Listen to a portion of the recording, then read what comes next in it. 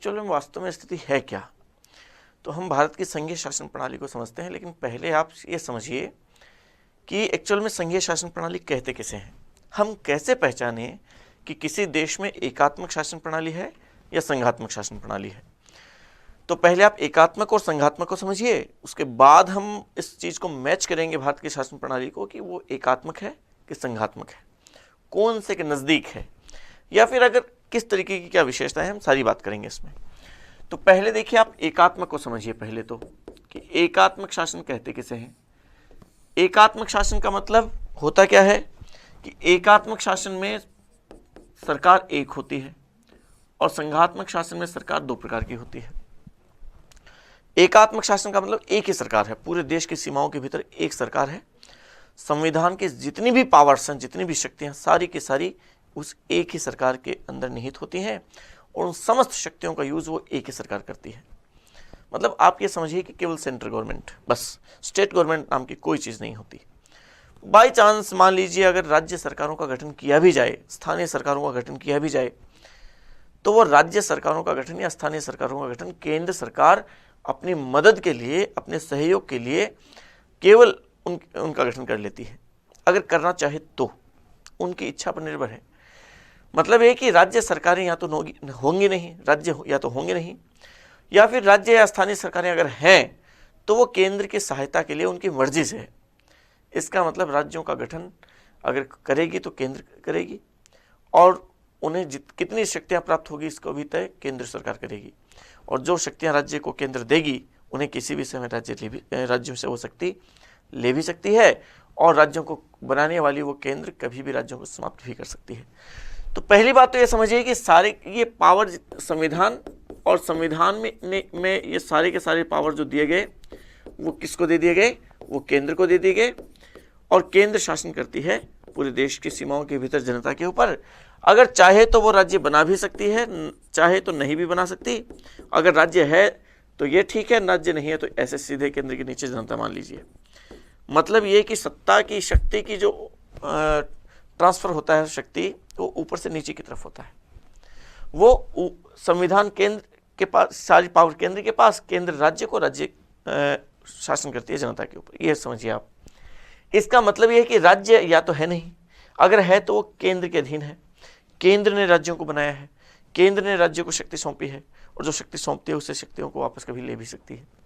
ये एकदम वर्टिकल है, ये समझिए आप।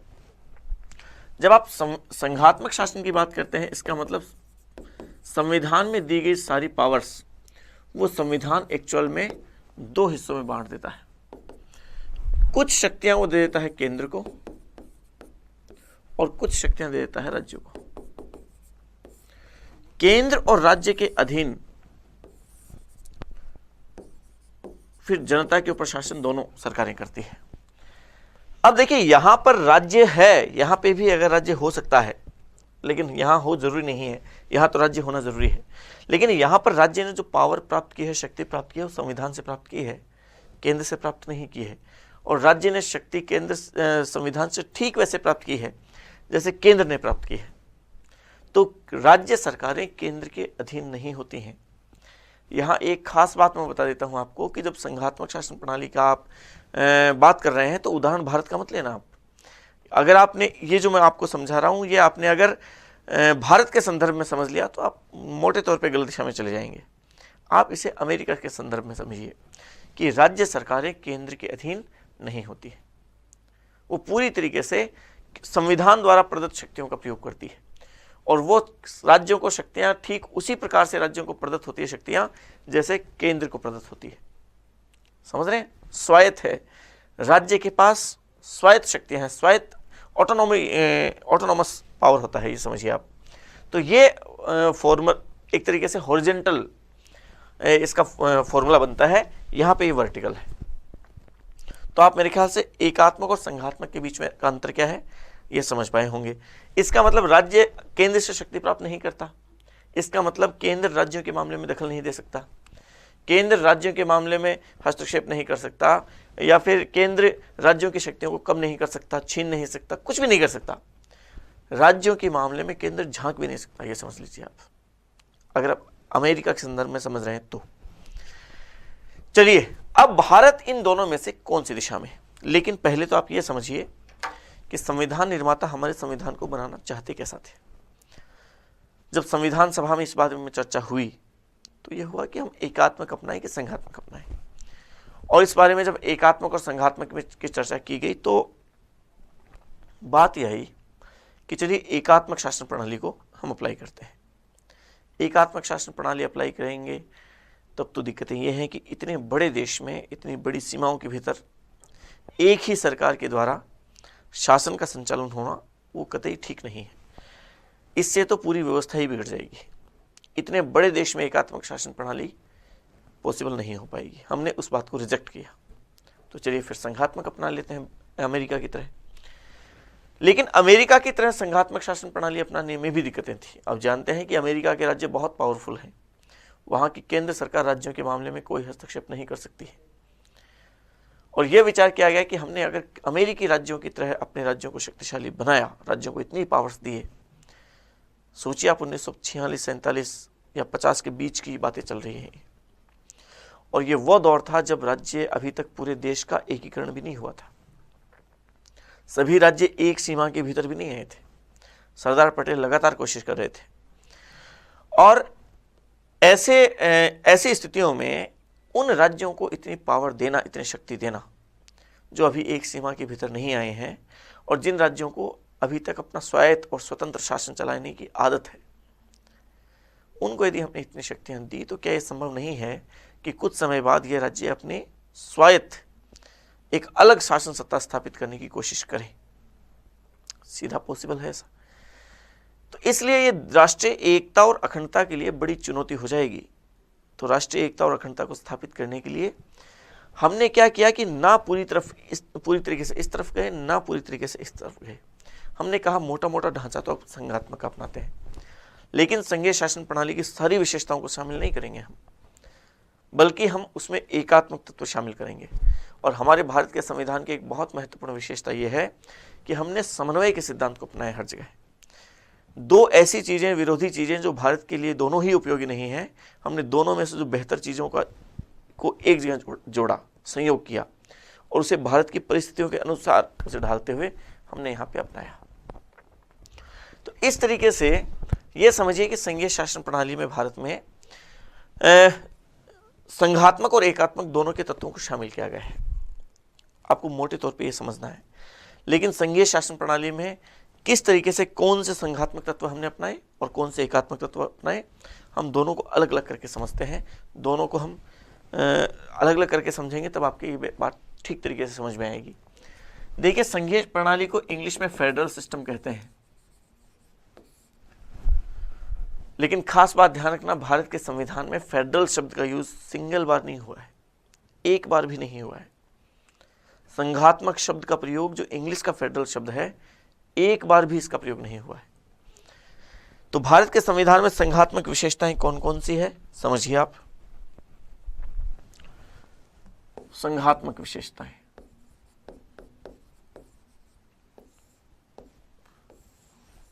संघीय चीजें कौन कौन सी है, समझिए आप। संघीय शासन प्रणाली वाले देशों में कौन कौन सी चीजें जरूरी होती हैं और भारत में वो कौन कौन सी चीजें हैं, हम बात करते हैं। देखिए, जहां जहां संघात्मक शासन प्रणाली होती है वहां जरूरी है कि वहां का संविधान कैसा हो, लिखित हो। संविधान का लिखित होना संघीय शासन प्रणाली के लिए बहुत जरूरी है। लेकिन इसका मतलब यह नहीं है कि दुनिया में जहां जहां लिखित संविधान है वहां संघात्मक शासन प्रणाली है, इसका मतलब यह नहीं है। देखिए, लिखित संविधान तो फ्रांस का भी है लेकिन वहां एकात्मक शासन प्रणाली है।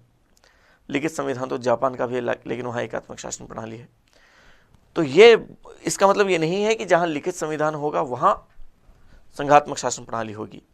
हाँ, लेकिन यह जरूरी है कि जहां जहां संघात्मक शासन प्रणाली होगी वहां लिखित संविधान होगा। यह जरूरी है। क्यों जरूरी है? ये इसलिए जरूरी है कि संघीय शासन प्रणाली में दो प्रकार की सरकारें होती हैं और जब दो प्रकार की सरकारें होंगी तो उन दोनों प्रकार की सरकारों में शक्तियों का विभाजन किया जाएगा कि ये पावर्स इसके हैं, ये पावर्स इसके हैं। दोनों में शक्तियों का बांटा जाएगा। और जब इस तरीके से शक्तियों का ये बंटवारा होगा तो निश्चित तौर पे वो बंटवारा लिखित तौर पे होगा। ऐसा कतई पॉसिबल नहीं है, कतई संभव नहीं है कि शक्तियों का विभाजन मौखिक रूप से कर लिया जाए। अब सोचिए एक बार कि जब दो भाइयों के बीच संपत्ति का बंटवारा किया जाता है और जब उसके लिए लिखित मापदंड अपनाए जाते हैं, लिखित प्रक्रिया होती है, तो दो सरकारों के बीच जब शक्ति का बंटवारा होगा तो क्या उसे मौखिक तौर पे किया जा सकता है? निश्चित तौर पे वो लिखित तौर पे होगा। समझ रहे हैं आप? तो भारत का संविधान लिखित संविधान है। यह संघीय शासन प्रणाली की एक विशेषता है। समझ पा रहे हैं आप? दूसरी बात समझिए, कठोर संविधान। संघीय शासन प्रणाली वाले देशों में एक बहुत महत्वपूर्ण विशेषता होती है कि वहां के संविधान कठोर होते हैं। कठोर और लचीले होने का मतलब समझना आप। कठोर संविधान का, लचीले संविधान का मतलब जिसमें बहुत आसानी से संशोधन हो जाए, केवल केंद्र सरकार संशोधन कर दे, वो लचीले संविधान होता है। कठोर संविधान का मतलब ऐसा संविधान जिसमें संशोधन करना थोड़ा सा मुश्किल प्रोसेस है और अकेली केंद्र संशोधन नहीं कर सकता, केंद्र के साथ साथ राज्यों की भागीदारी भी जरूरी है। तो भारत के संविधान में लचीलापन और कठोरता दोनों मिक्स किए गए हैं, आप जानते हैं। लेकिन ऐसे बिंदु जो संघात्मक शासन प्रणाली से जुड़े हुए हैं, उन सारे बिंदुओं पर अकेली केंद्र सरकार संशोधन नहीं कर सकती, वहां कठोर प्रक्रिया अपनाई हमने। लचीले का मतलब इतना समझिए, जहां केवल केंद्र कर दे संशोधन, वो लचीला प्रणाली है, लचीली प्रणाली है। और जहां संशोधन के अकेला केंद्र ना कर सके बल्कि राज्यों की भागीदारी भी उसमें हो, वो कठोर संविधान है। तो भारत की संघीय प्रणाली से जुड़े हुए जितने भी बिंदु हैं, उन बिंदुओं में संशोधन कठोर प्रणाली से होते हैं, राज्यों की भागीदारी भी जरूरी है उनमें। और चूंकि ऐसा है तो भारत में वो कठोर प्रणाली अपनाई गई है।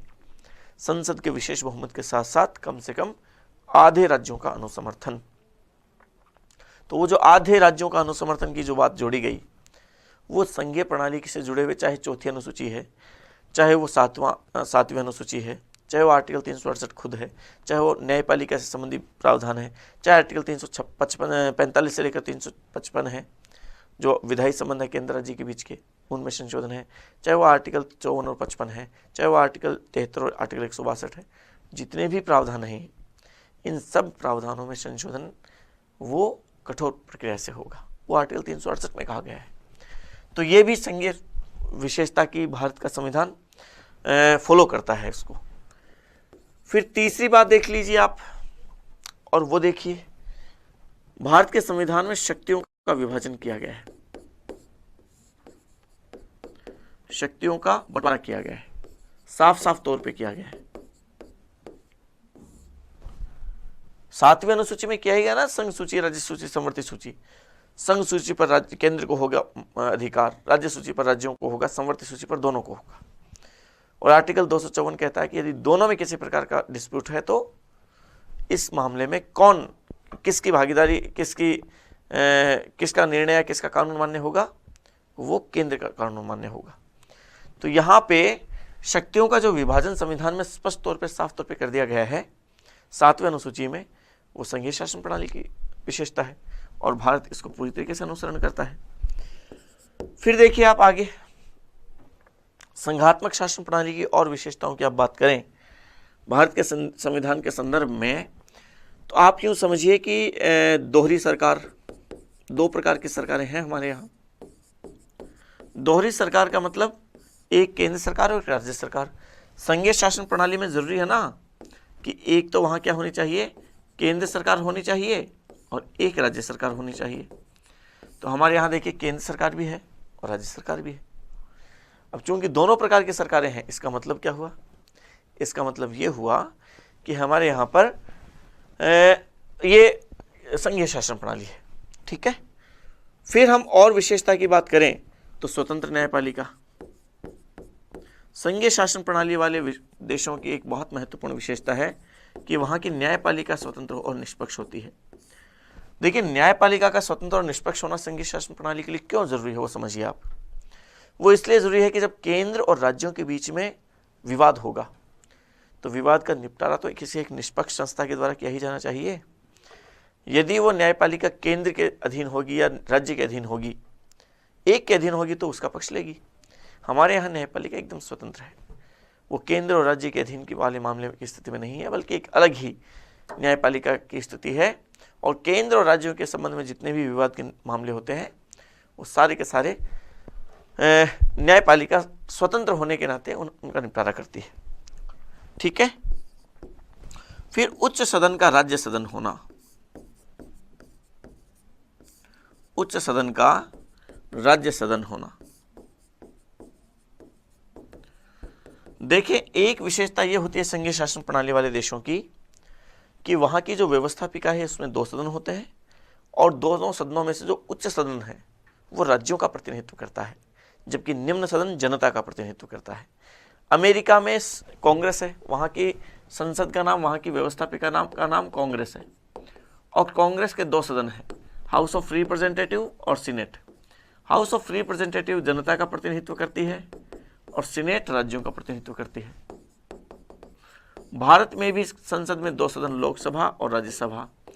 लोकसभा जनता का प्रतिनिधित्व करती है और राज्यसभा राज्यों का प्रतिनिधित्व करती है। समझ रहे हैं आप? तो भारत में भी संसद का उच्च सदन मतलब राज्यसभा वो राज्यों का प्रतिनिधित्व करता है और लोकसभा लोकप्रिय सदन है, वो जनता का प्रतिनिधित्व करता है। तो ये संघीय शासन प्रणाली की इन विशेषताओं को भारत में अपनाया गया है। ये संघीय विशेषताएं हैं भारत के संविधान के संदर्भ में। अब आप ये समझिए कि भारत का संविधान एक्चुअल में संघात्मक है या एकात्मक है। चलिए एकात्मक तत्व की विशेषता के बारे में बात कर लेते हैं।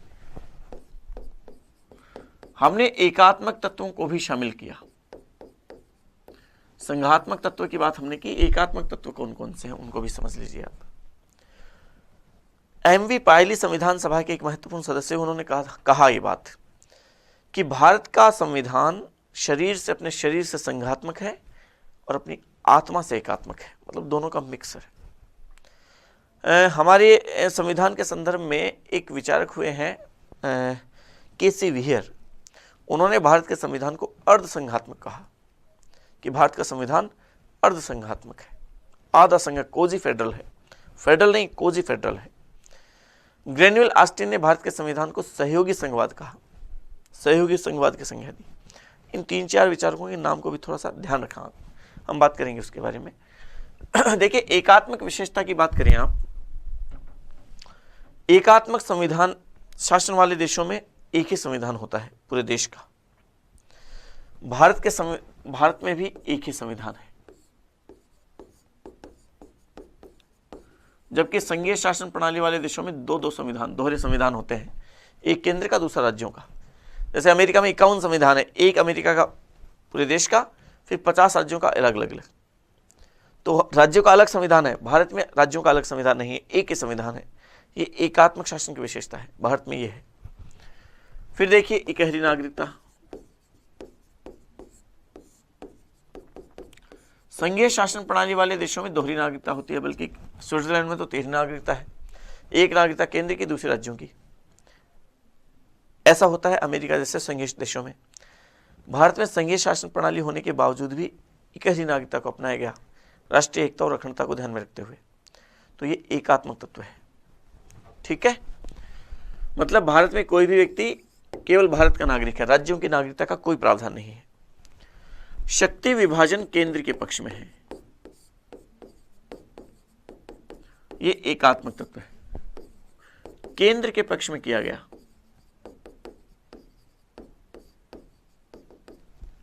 केंद्र के पक्ष में का मतलब है कि जैसे मान लीजिए 7वें अनुसूची में जो विषय बांटे गए, पहले तो संघ सूची में 97 विषय, राज्य सूची में 66 विषय। ज्यादा विषय किसको दिए? केंद्र को दिए, एक बात। फिर राज्यों को 66 कम विषय दिए। दूसरी बात, महत्वपूर्ण विषय केंद्र को दिए, जैसे रक्षा, विदेश और संचार। ये 3 सबसे महत्वपूर्ण विषय होते हैं। किसी की संप्रभुता के मामले में 3 विषय सबसे महत्वपूर्ण होते हैं, तीनों विषय केंद्र को दिए। राज्यों को स्थानीय महत्व के विषय दिए। तीसरी बात, संवर्ती सूची शामिल की। संवर्ती सूची पे दोनों का अधिकार होगा, लेकिन जब दोनों में टकराव होगा तो मान्य किसका होगा? केंद्र का मान्य होगा। हमने यहां भी केंद्र को प्राथमिकता दी। चौथी बात, हमारा जी यहां भी नहीं भरा तो हमने आर्टिकल 248 में साफ साफ तौर पे लिखा, और यह लिखा कि जो विषय इन तीनों सूचियों में नहीं है शामिल, अवशिष्ट विषय, वो विषय उन पर केंद्र को अधिकार होगा। समझ रहे हैं आप? तो ये प्रावधान कर दिया। फिर यहाँ भी हमारा जब जीव नहीं भरा तो हमने केंद्र के पक्ष में 4 आर्टिकल और लिखे, आर्टिकल 249, 250, 252 और 253। ये 4 आर्टिकल और लिखे जिनमें राज्य सूची के किसी विषय पर कानून बनाने की शक्ति केंद्र को दी गई, संसद को दी गई। ये प्रावधान और किया गया हमारे यहाँ। समझ रहे हैं आप ये बात? आर्टिकल 249, 250, 252 और 253, 4 आर्टिकल ये हैं। यहाँ राज्यसभा इनिशिएट करके ये अधिकार संसद को दे देती है। यहाँ आपातकाल में राज्य सूची के किसी विषय पर संसद बना देती है। यहाँ 2 या 2 से अधिक राज्यों की मांग पर और यहाँ अंतर्राष्ट्रीय समझौतों और संधियों को लागू कराने के लिए संसद राज्य सूची के किसी विषय पर कानून बना सकती है। तो ये हमने केंद्र के पक्ष में रखा झुकाव, देख लीजिए आप। फिर यहाँ भी है, जब हमारा जी नहीं भरा हमने और प्रयास किए। हमने कई संविधान संशोधन करके राज्य सूची के विषय 66 से घटा के 61 कर दिए, 5 विषय वहां से समाप्त किए। हमने संवर्धित सूची में 5 विषय बढ़ा दिए, 47 से बढ़ाकर 52 हो गए।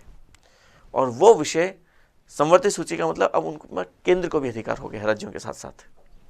ठीक है, तो ये समझिए केंद्र के पक्ष में है। फिर आप देखिए, राज्य अनश्वर नहीं है।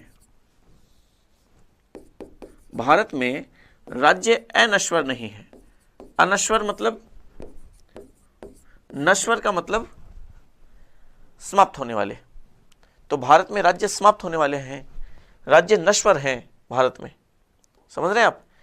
अमेरिका में राज्य अनश्वर है, राज्य को समाप्त नहीं किया जा सकता, राज्य के टुकड़े नहीं किए जा सकते। एक राज्य की सीमा, बीच में सीमा खींच के 2 राज्य नहीं बनाए जा सकते। केंद्र नहीं कर सकता ऐसा, कभी किसी सूरत में नहीं कर सकता, संभव ही नहीं है ऐसा। तो भारत में 2014 में तेलंगाना आंध्र प्रदेश से अलग किया, अलग राज्य बना दिया। जम्मू कश्मीर को 5 मिनट लगे केंद्र शासित प्रदेश से बना दिया राज्य से। ऐसा राज्य केंद्र कर सकता है। राज्य के संबंध में ये पावर केंद्र को दिए गए, वो अनश्वर नहीं है। उसके नाम में, सीमा में, क्षेत्र में चेंज किया जा सकता है और केंद्र कर सकता है। फिर देखिए आप, और किसी बहुत सारे बिंदु हैं इसमें, आप किसी बिंदु के आधार पर देख लीजिए। जैसे मान लीजिए राज्यपाल की नियुक्ति कौन करता है? राज्यपाल की नियुक्ति राष्ट्रपति करता है। अब बताइए, राज्य का प्रमुख और नियुक्ति केंद्र कर रहा है, तो केंद्र का हस्तक्षेप हुआ कि नहीं हुआ? राज्य में सीधे सीधे तौर पे हो गया है। आप देखिए आपातकालीन प्रावधान। आपातकाल में राज्य तो वैसे ही स्वायत्त नहीं रहते हैं। आपातकाल होगा तो राज्य के ऊपर तो केंद्र का प्रभाव हो जाएगा, केंद्र के अधिकार में चले जाएगा सब कुछ। तो इस तरीके से आपातकालीन प्रावधान है, देख लीजिए। फिर देखिए एकीकृत न्यायपालिका।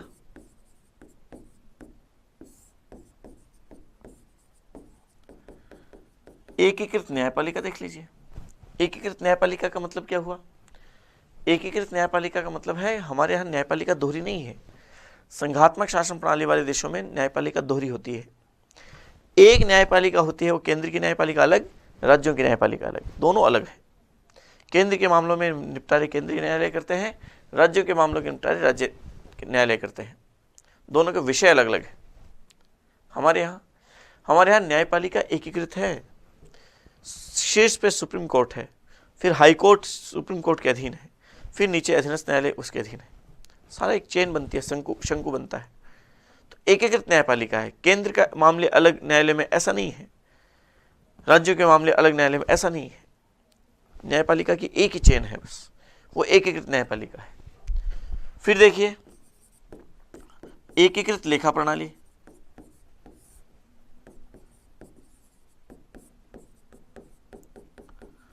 एकीकृत लेखा प्रणाली का मतलब ऑडिट सिस्टम, जो जैसे कैग है केवल सेंटर में है। राज्य में जितने भी ऑडिट से के संबंध में अधिकारी होते हैं वो सारे के सारे सेंट्रल गवर्नमेंट के अधीन है, उसके अधीन, राज्य के अधीन नहीं है वो।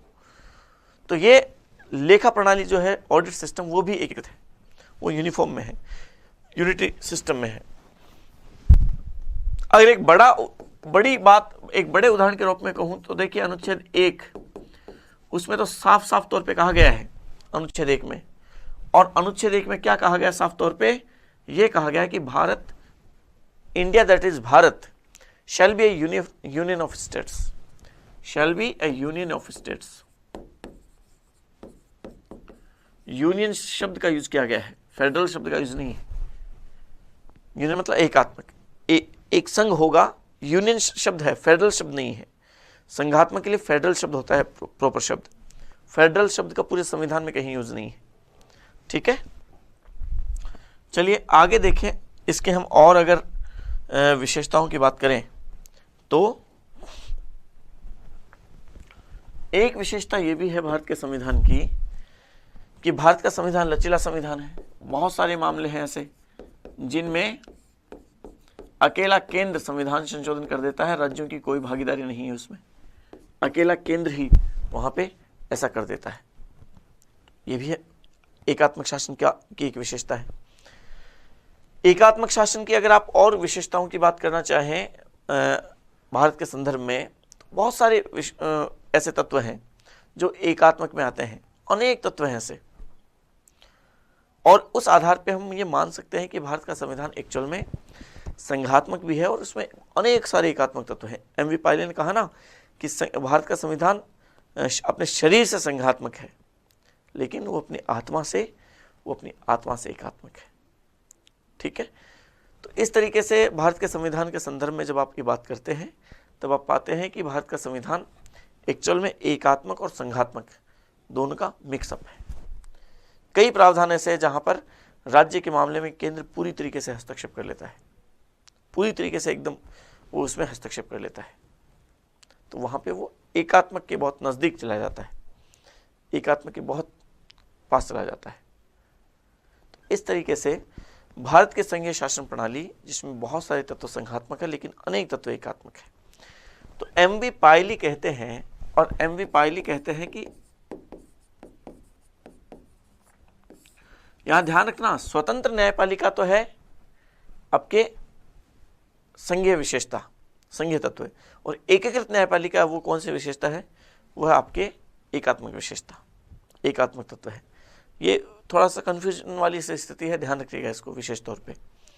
ठीक है ना, चलिए एम वी पायली कहते हैं भारत के संविधान है वो अपने शरीर से तो है संघात्मक, शरीर से तो है संघात्मक, और वो अपनी आत्मा से है, आत्मा से है एकात्मक। समझ रहे हैं आप? एक केसी विहर का एक कोटेशन बहुत खास तौर से ध्यान रखना आप।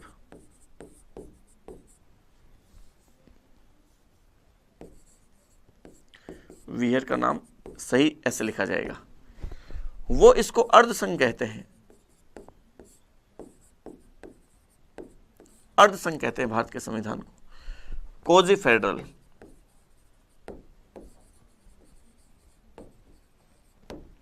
कोजी फेडरल, ठीक है, इस तरीके से।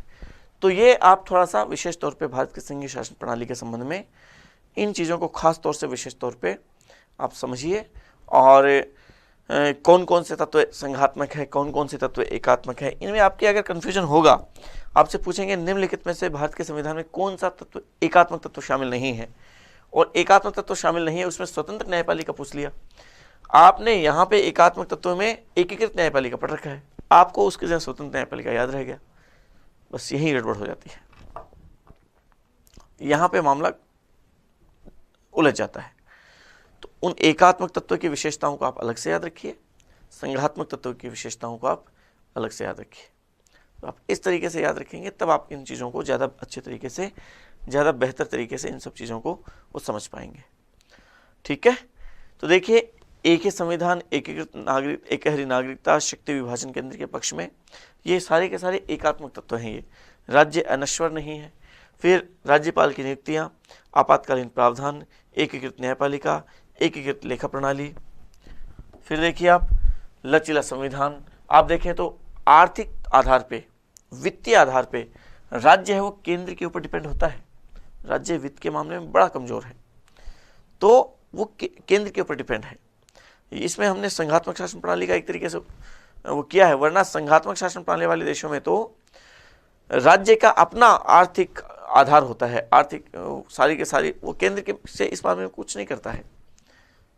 तो यहाँ पर इस मामले में भी देख लीजिए आप, राज्य पूरी तरीके से डिपेंड है, निर्भर है केंद्र के ऊपर। तो इस तरीके से जब आप देखेंगे तब आप पाएंगे कि भारत का संविधान संघात्मक और एकात्मक शासन प्रणालियों का मिक्सचर है।